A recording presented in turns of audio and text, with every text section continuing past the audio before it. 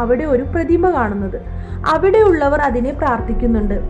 അത് ആരുടെ പ്രതിമ എന്ന് വെച്ചാൽ ഈ മലയുടെ ദൂരത്ത് നിന്ന് നോക്കിയാൽ ഒരു രാജ്ഞി ഉറങ്ങിക്കൊണ്ടിരിക്കുന്നത് പോലെ തോന്നും. അതുകൊണ്ട് ഈ മലയെ സ്ലീപ്പിംഗ് പ്രിൻസസ് എന്നാണ് അറിയപ്പെടുന്നത്. ആ പ്രിൻസസിന്റെ പേരാണ് നെഗ്നോൺ.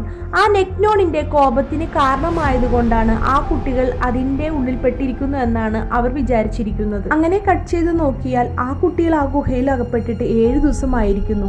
ഇനിയും മഴ കുറയുമെന്ന് തോന്നുന്നില്ല. ഇപ്പോൾ ഇതാ കമാൻഡർ അയാളുടെ കൂടെ മുന്നേ വർക്ക് ചെയ്ത ഒരാളെ വിളിച്ചു വരുത്തിയിട്ടുണ്ട്.